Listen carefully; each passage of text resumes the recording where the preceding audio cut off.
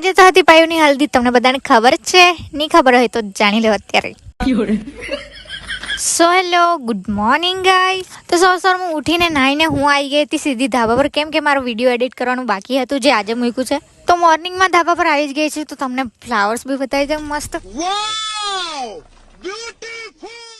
કાલે સાંજનું મને ટેન્શન હતું કે મેં વ્લોગ નથી મૂક્યો, અત્યારે એડિટ કરીને મૂકી દીધો છે. નહીં જોયો હોય તો જોઈ લેજો. તો વિડીયો એડિટ કરી આવીને પછી હું થવા લાગી હતી રેડી, કેમ કે હલ્દીનો પ્રોગ્રામ હમણાં થોડીક વારમાં ચાલુ થવાનો છે. અમે રેડી થાય એટલી વારમાં તો ખૂબ બધી પબ્લિક આવી બી ગઈ હતી, તો બી અમે ફટાફટ થોડું ચમકાવી લીધું, કેમ કે પછી અમને ટાઈમ મળવાનો જ નથી.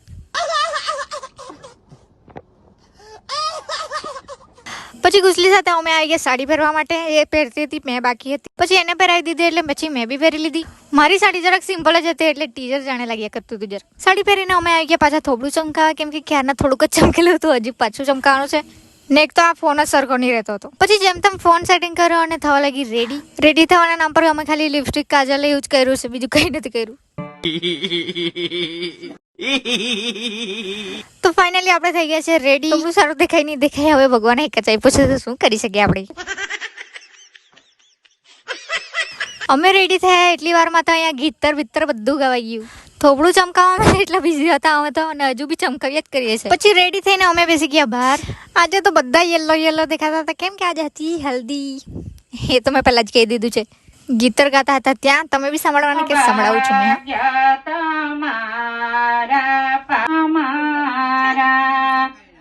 તે સાંભળીને અમને બહુ ખુશી થઈ ગઈ એટલે અમે આવી ગયા બીજા ઘરે. મેં છે ને આ સાડી ઓનલાઈન મંગાવી હતી, એટલે છે ને થોડી કડક કડક છે, પણ દેખાતી તો સારી જ હતી. હેર્સ થોડાક વધારે શોર્ટ લાગે છે, પણ કઈ નહીં, હવે ચલાવી લેશું આપણે. પછી ત્યાં થોડી વાર થોબડું જોઈને અમે જવા લાગ્યા પાયુને મંદિરે લઈ જવાના હતા. ત્યાં બહુ તિડકા લગતા હે ભાઈ સાહબ. ત્યાં મંદિરે આવીને પછી પાયુ લોકો પૂજા કરતા હતા. પછી પૂજા કરીને અમે આવી ગયા પાછા ઘરે. ઘરે આવીને પછી સેજુ આવી હતી, તે ઠંડુ લઈ આવી હતી અમારા માટે, તે પી લીધું. પછી એક વેફર બી ખાઈ લીધું, કેમ કે અમે તો ભૂખડ પ્રજાતિ ને અમારથી એટલું બધું ભૂખું રહેવાય નહીં જમવું. તે પડી કે ખાઈને અમે આવી ગયા પાછા જમવા માટે. ને અમારી બીજી હિરોઈન બી આવી ગઈ છે અહીંયા. ખાઈને પછી અમે આવી ગયા હતા વિડીયો ઉતારવા માટે. અમારું તો વિડીયો ઉતરી ગયો છે, પછી આ લોકોની વારી આવી. વિડીયો ઉતારવાની તો મજા આવી ગઈ. મેં તમને લોકોને બતાવતે, પણ મારો ફોન છે ને બીજું કોઈ લઈ ગયેલું હતું ને એટલે બતાવાયું નહીં. પછી વિડીયો એવું ઉતારીને પછી અમે બેઠા પંખાએ મસ્ત, ને પંખો તો જાણે અમે જ રોકી રહેલા હતા. ત્યાં થોડીક વાર બેસીને અમે આવી ગયા હતા પાછા ફોટોસ પાડવા માટે. ત્યાં આવીને પહેલા તો ઠંડુ પીધું. ઠંડુ પીને પછી બહુ બધા ફોટોસ પાડ્યા છે. પછી હું આવી ગઈ કપડાં ચેન્જ કરવા માટે, કેમ કે બહુ જ ગરમી લાગતી હતી આ કપડામાં. કપડાં ચેન્જ કરી આવીને પછી મેં ખાવા બેઠી વેફર. પછી આવી ગઈ હતી હું મસ્ત ધાબા પર, કેમ કે મને અહીંયા જ વધારે ગમતું છે.